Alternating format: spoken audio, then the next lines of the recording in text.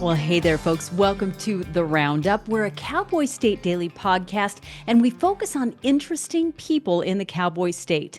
But today, because it's the last podcast of the year, we are focusing on interesting stories and the interesting people who tell them. So, for today's special episode of The Roundup, we're going to talk to the Cowboy State Daily reporters who have brought you the most interesting stories of the year.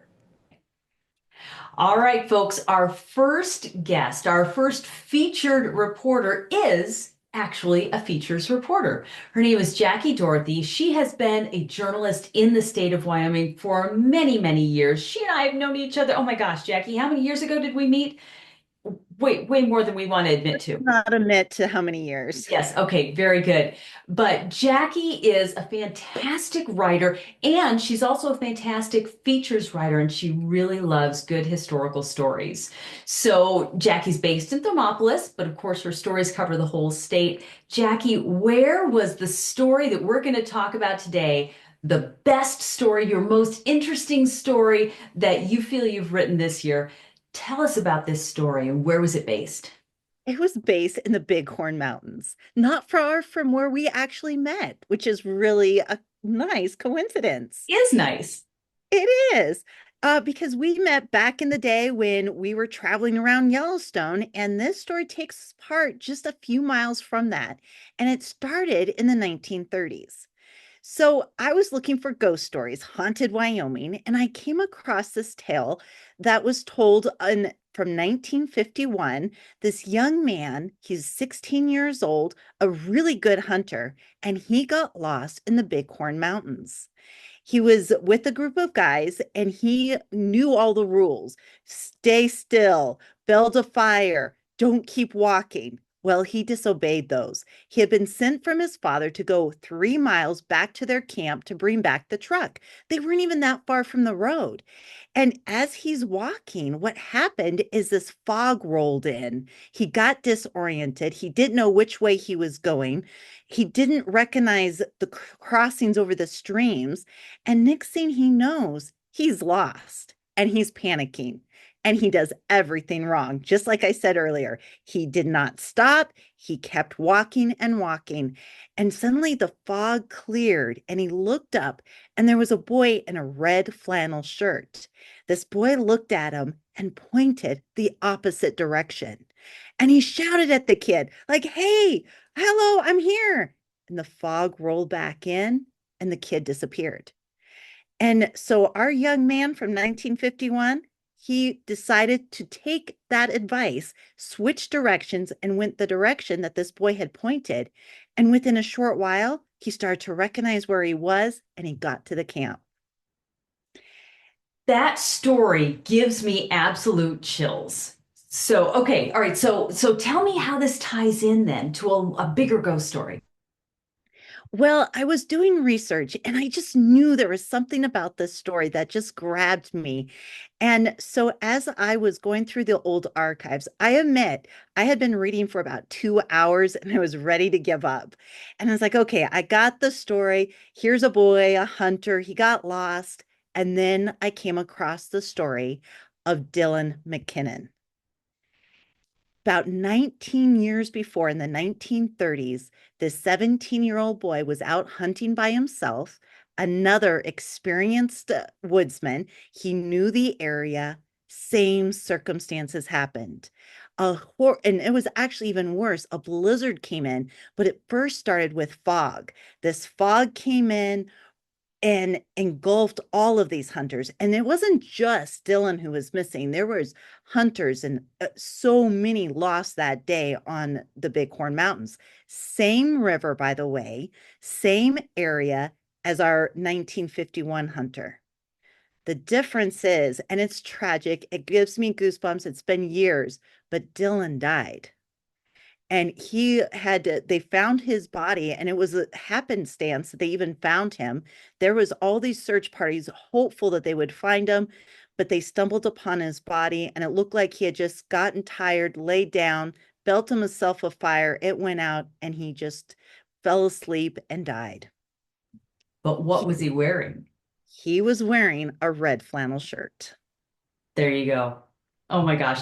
Jackie, that's a fantastic story. Thank you for sharing that with us. And thank you for all the great stories that you tell us over the years. I'm looking forward to seeing what else we can dig up. And this is a reminder to myself, keep reading, keep pursuing those stories because they are out there. Yes, they are. Thanks, Jackie. Thank you, Wendy.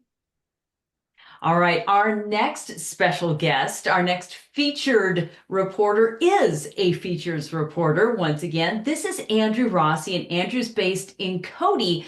But Andrew and I go way back. I mean, Andrew and I have both have our roots at the Bighorn Radio Network. In fact, Andrew took over for me at the Bighorn Radio Network, and then here we both are at Cowboy State Daily. So it's really great, and what a gift he's been Yeah, to. Wendy, I like the joke that my career is just professionally following you wherever you go at this point, because that's what the trend has been.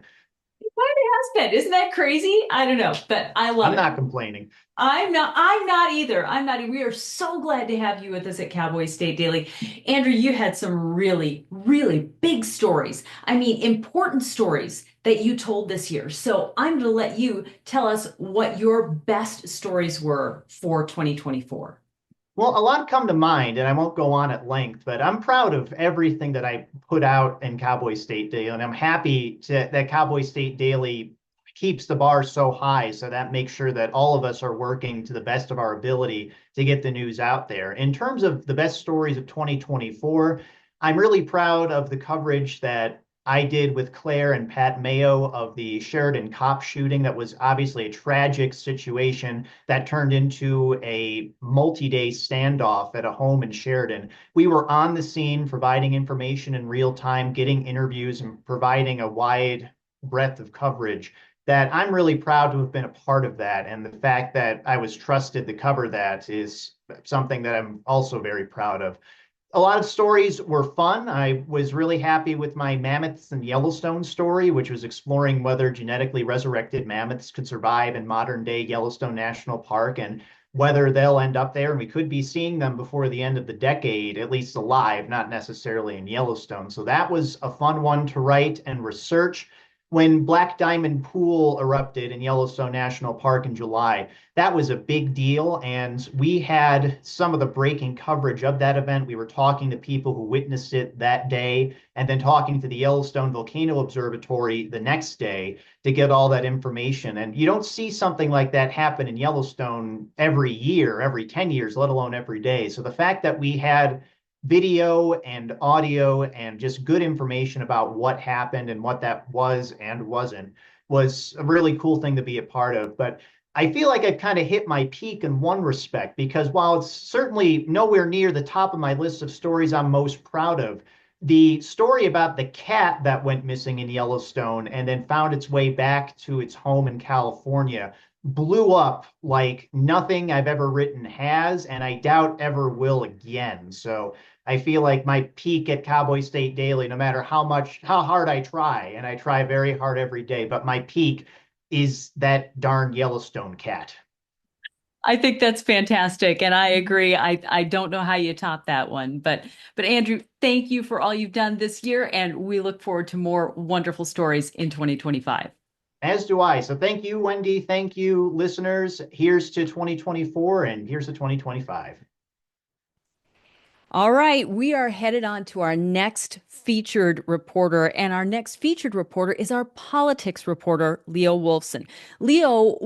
I think, Leo, weren't you the first full-time hire for Cowboy State Daily?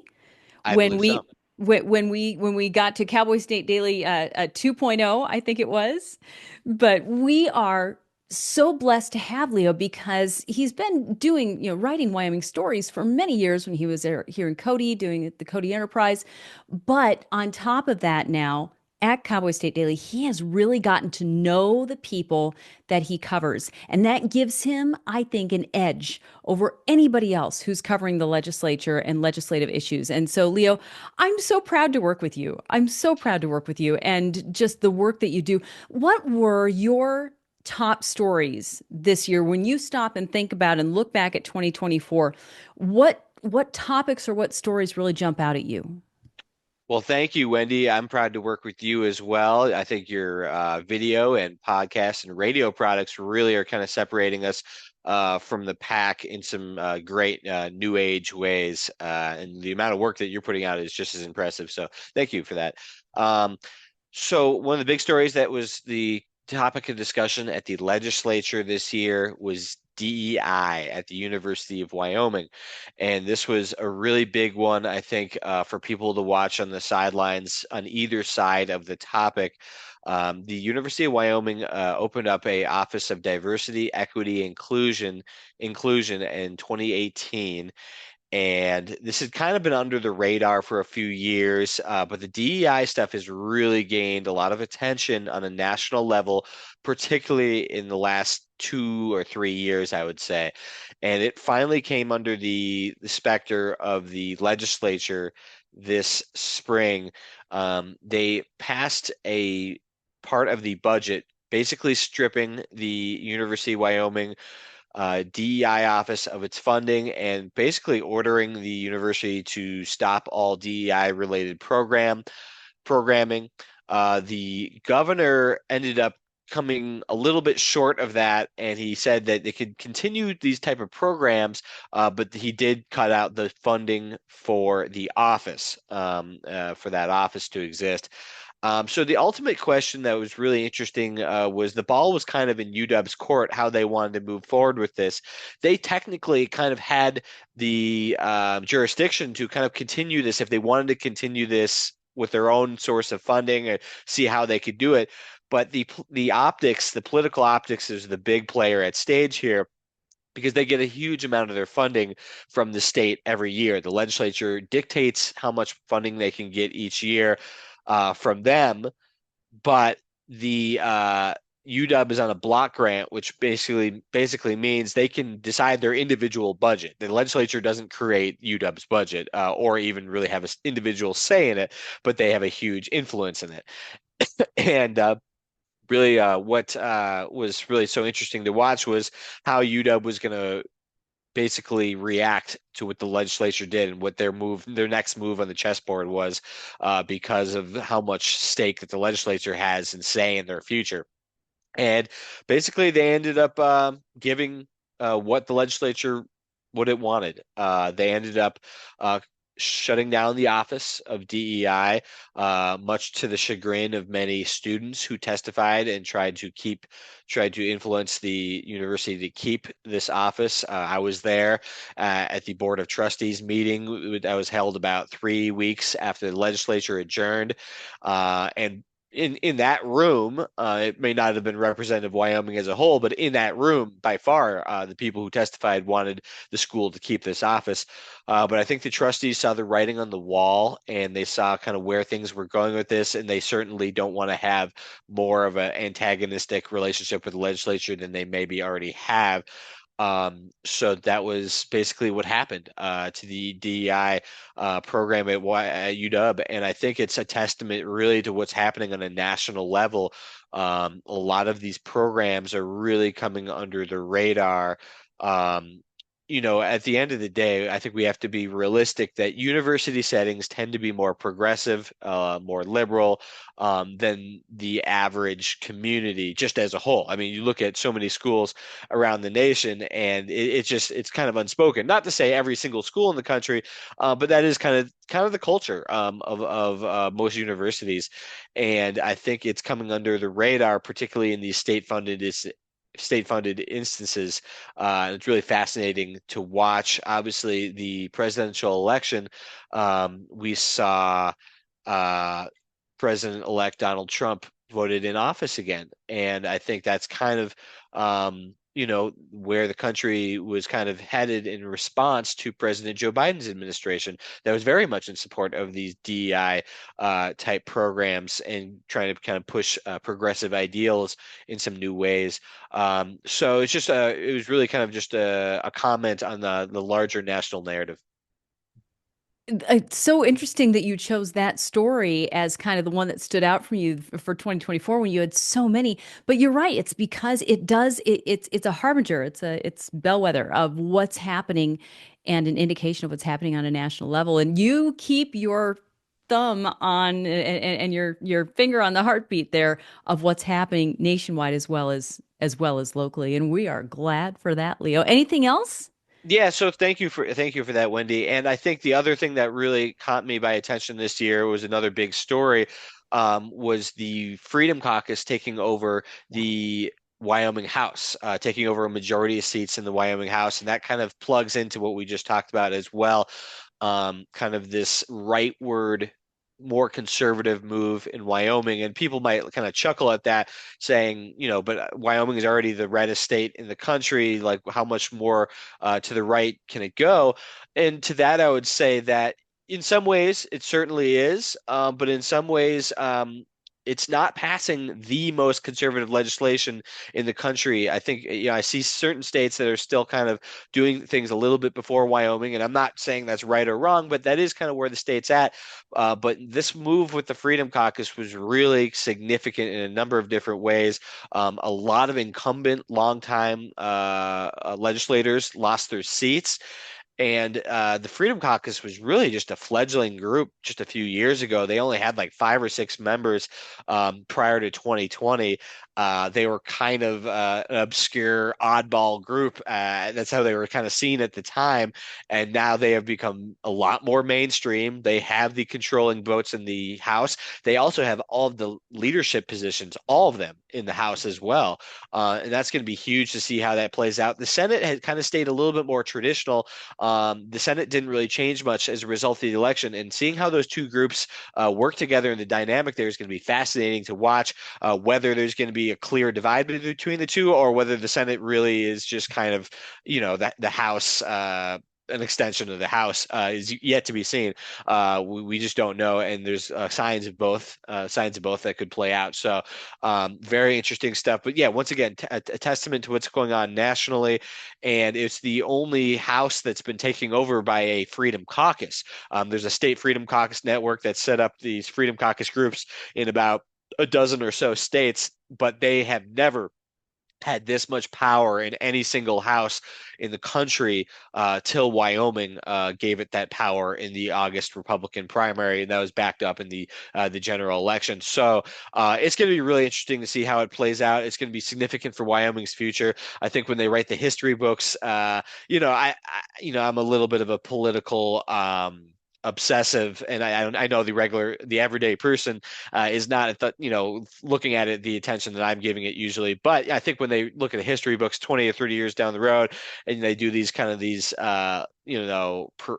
retrospective type pieces, I think they're going to look at 2024 as the year that the Freedom Caucus took the majority in the House. Now, what they do with that power remains to be seen, and how significant or not, that will be up to them, and what they do with it and how the people like it. That is very, very true. And I think that that's a great insight there. Leo, thank you for what you offer to Cowboy State Daily and what you offer to our readers and to the state. And we're so glad to have you and have your insights and what you bring to the table. So thank you. Thank you, Wendy. I appreciate it. All right. 2025 is going to be great. Let's hope. It is. All right. Thanks, Leo. So our next featured reporter today is Jen Coker, and Jen has been with Cowboy State Daily for several years now, and is although she's not a full-time reporter, she's got a lot of irons in the fire. Jen is one of our most just talented investigative reporters, and missing persons cases are where her heart truly lies. And so, Jen, I have to ask you, when you look back at 2024, you had a couple of really big stories that got a lot of attention and a lot of acclaim, but you also had some stories that were very close to your heart. Yeah, my biggest story by far was the new evidence found in the DB Cooper hijacking case. And that was humongous. I mean, that went international. It was big news. And for us to break it out of Wyoming was pretty special. And our connection to, or the DB Cooper connection to Wyoming, of course, is that the real DB Cooper, potentially Richard McCoy's, daughter lives in southwestern Wyoming, and I was able to go meet her and spend time with her through the course of reporting this story. So it was it was a real special one. I was thrilled to be a part of it. Big news, and who knows where that's going to go. And then, of course, my missing people stories. I just, you know how I am. I do know how you are, and I love how you are because you have such a passion for this. Not Mhm. everybody does. And so for you, there needs to be people like you who are there to shine the light and not forget these people who disappeared off the face of the earth. Yeah, in some cases, they just seemingly have disappeared.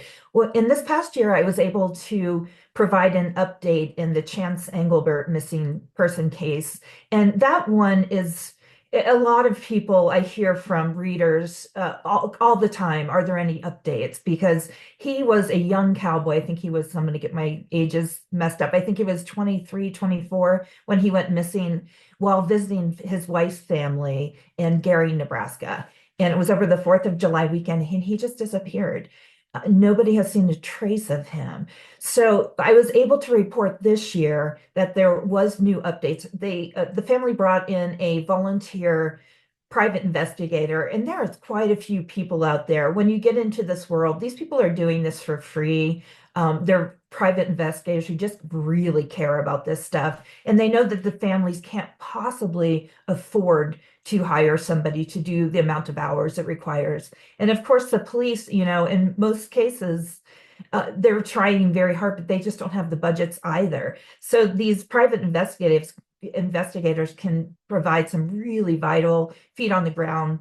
And in this case, the private investigator Ryan was able to uncover new information about 2 witnesses that were seen that night and also a vehicle. And he and I stay in touch all the time. I'm waiting for any new update to see where those go. Those 2 new tips go. And again, he's still working that really hard. And he has a full-time job also. So But yeah, that's what it so takes. It takes the that's what it volunteers. And takes. It does. yes. And speaking of volunteers, there's a volunteer over here in Gillette, Stacy Kester, and she has put in really good work on the Irene Gakwa missing person case. And Irene, that is coming up in February. She'll have been missing for 4 years. And so that's a heartbreaking one. Of course, she's the Kenyan nursing student who just disappeared after moving here with her boyfriend. Her boyfriend is currently serving in prison for financial crimes against her. So when she disappeared, he basically drained her bank account and changed her banking password and deleted an email. So he pleaded guilty to those. So he is serving 3 to 6 years, and he is up for probation in March. So I'm expecting there will be some news on that one in the coming year. There will be more cases to discover There's and to always follow up this. more. Yeah. Yes.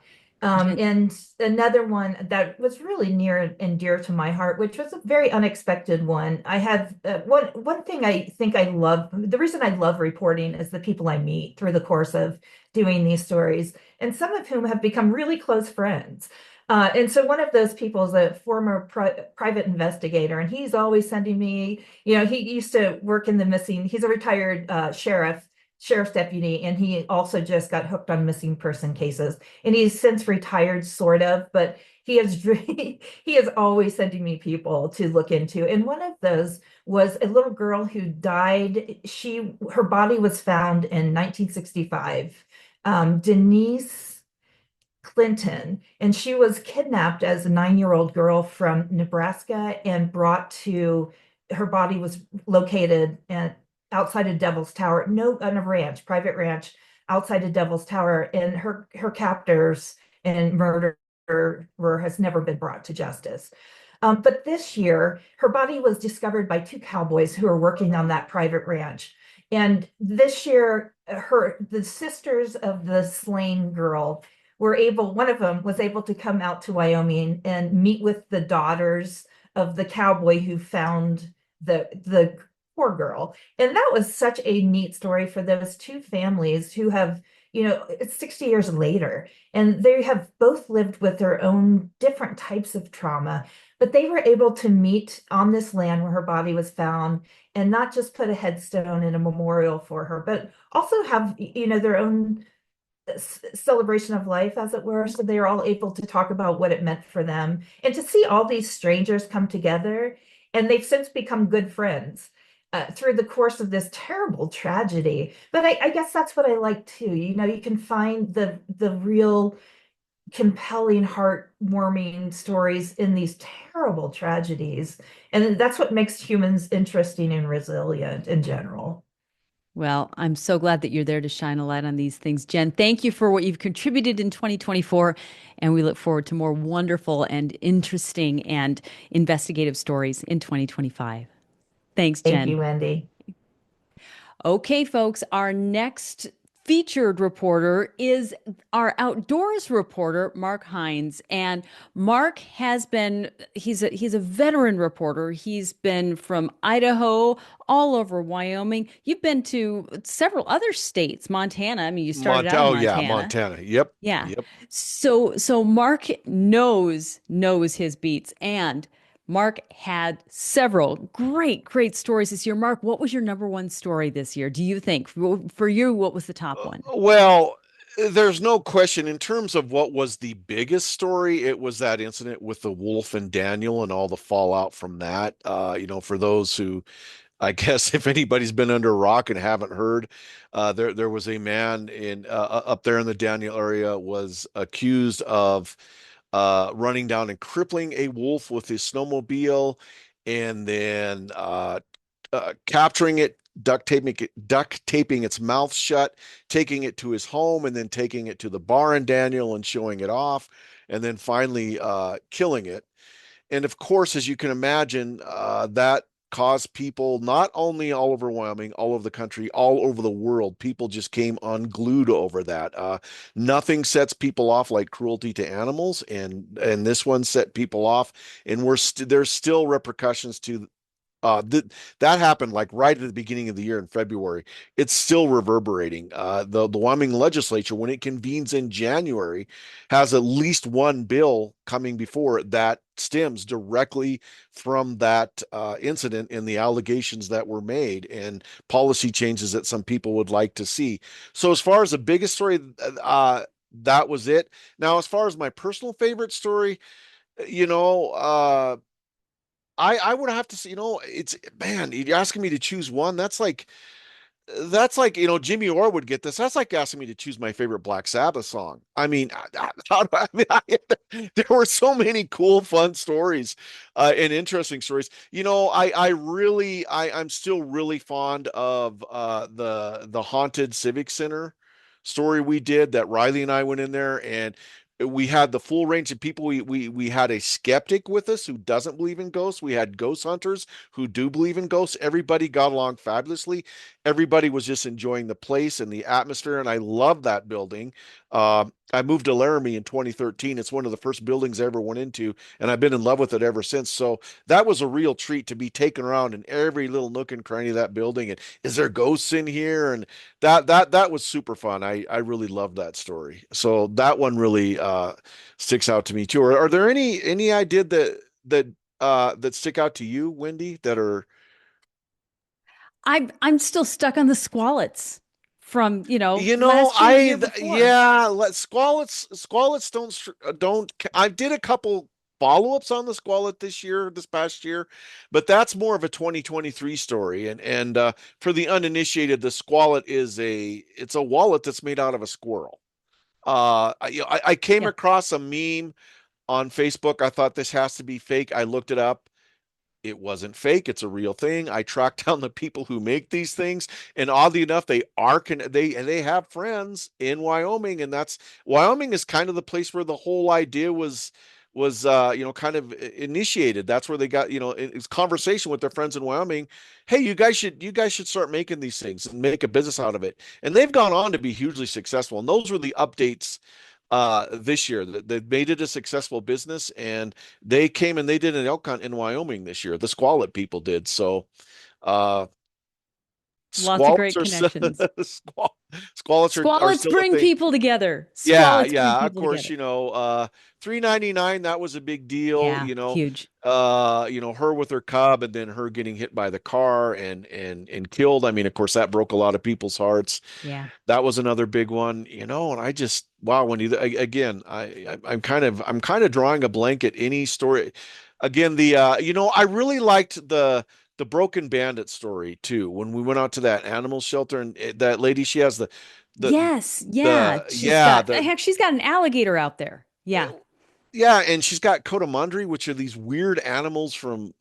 They're devastatingly cute. They're like these weird raccoon-like animals with these long, pointy snouts, and I got to go in the enclosure with them, and they like grab you with their little hands, and they're so cool. And and of course, raccoons. I mean, as much as we might want to shake our fists at Yeah. raccoons, they're cute, and that was a fun story too. So just I think it was a well-rounded year for me. I got to, cover a really serious matter like the Daniel Wolf. That was Yeah. like a really serious, hard-hitting, very emotional story. I got to do goofy stories, The fun like stories. yeah, I just did the one on Loudners, people that literally put devices on their guns to make them louder.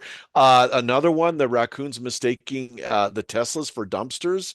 Yep. That was another one. So, I got to do my usual fun, goofy stories. The story I just did on the band because I'm really into music. Yes. That the Yep. band The that Tremors. And the then, Tremors, they yeah. started in Casper, ended up on the West Coast, might or might not have inspired a young Kurt Cobain. I love those kind of stories too, just the history and in the music. And another one, Wendy, the more I talk, the more I think. I I know, I apologize for know. that. But Yeah. another one that absolutely I got to give a shout out to, one of the funnest damn stories I've ever done, one of the most fun I've ever had, and actually get paid for it, Mac Sabbath.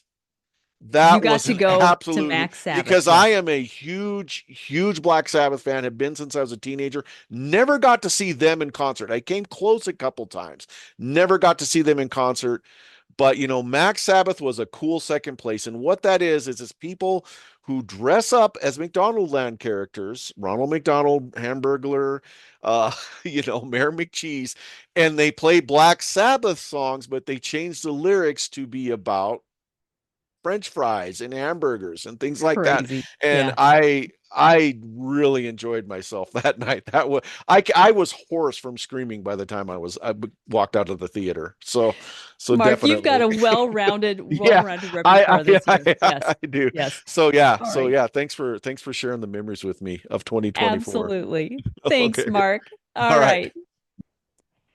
Our next featured reporter is an amazing, amazing reporter for business, but she's got an energy background. And heck, Renee Jean is a scientist. This all contributes to all of the really in-depth reporting that she does, but she does some great fun stories too. So, Renee Jean, what this year, 2024, there was so many things to report on and so many varied things that you did report on. What stood out to you from the work that you did in 2024? What stood out to you? Well, so of course, I'm going to mention the Fish Creek fire that threatened Brooks Lake Lodge and the stories we wrote about that. And, the elk fire threatening the bighorn communities over, close to 1 million acres burned in Wyoming, 800,000 and some change. So that was a big deal. And getting to go up there and cover that was amazing. I was thankful that I got to do that. The Postal Service downsizing Wyoming's mail service, that's really hit a chord with a lot of people. And I'm glad that I was able to cover that and, kind of bring forward some of the things that are going on with rural deliveries in Wyoming, like medication sitting too long in unrefrigerated warehouses with UPS. I think I had a lot of fun with the Trump tariffs and the effect on consumers. And now, hey, you don't need to buy up all the toilet paper. But the story that I'm really going to mention where I had a lot of fun is this story in Esterbrook. Every year for Father's Day, it's bring your horse to church for Sunday in Esterbrook. It's just such a fun thing that this little community does. Lots of people come out to it. And, it just, I really touched a chord with some people. I was told that some people cried when they read it. So I feel like it did, I should mention that story. It was great fun to get to do that one too. Renee, you've gotten to travel the state, and we're so glad that you do. Thank you for what you contributed in 2024, and we are looking forward to 2025. All right. Merry Christmas and Happy New Year's, everybody. Absolutely. All right, our next featured reporter is a features reporter, but he also has a unique beat. Dale Killingbeck is the only one of our reporters that's actually assigned an area. And so he's got the Casper beat. But Dale excels at writing history stories and features. Dale, you had a great series that you've been able to research and present. Tell us about your favorite stories from this year. Yeah, well, I guess, it didn't start out to be like a series, but it just turned out that, in digging into Wyoming history, I came across all these really important events and that happened in history of Wyoming, and they all occurred with Converse County sheriffs. There was a sheriff that chased members of the Hole in the Wall gang that ended up getting shot. There was another sheriff that encountered a killer in a hotel in Douglas in the 1920s that arrested him.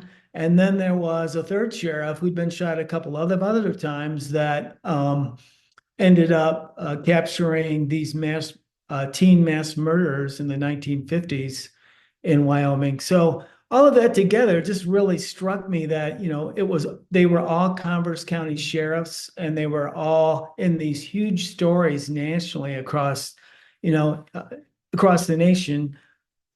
Let me say that term. And they were all sheriffs that were involved in stories that were important nationally. Those are great stories, and we're so glad that you are telling them. Dale, you've been with us for a year now, and we're so glad that you have contributed so much to Cowboy State Daily. Hey, it's really been a lot of fun, a lot of joy, and I'm looking forward to the new year. Us too. Thanks, Dale. All right, so our next featured reporter is our crime and courts reporter. I tell you what, folks, I have never seen someone get so excited about legalese as when Claire McFarland gets going on a Supreme Court case. And she's just so knowledgeable. And Claire's, of course, based in Riverton, and she's got years of history. Makes you sound older, but she is very, very experienced in what her beat is, and she loves it a lot. So, Claire, tell us a little bit about what's your favorite story for 2024. It's not hard at all, because it's also my favorite story of my entire career. And that was a feature I wrote about the former Wind River Tribal Court Judge Terry Smith and her amazing recovery from drug addiction, and how her life is back together. And she's now taking her experience to help others recover from drug addiction. And the reason this one is so important to me is because when I was a baby reporter working at the local paper news outlet, Terry Smith being busted for drug delivery, for oxycodone delivery, cocaine delivery, while she was a tribal court judge, was my breakout story. And so, at the time, brand new, gung-ho, new to crime, because it was a big story for me, I just covered every teeny tiny aspect of her case. I think, even though she was a judge and there's more scrutiny and there's more sunshine with that, I'm sure it wasn't easy to be that person where every single time someone coughs in the courtroom, I was there covering it. And she went to prison. She did her time. She dealt with me.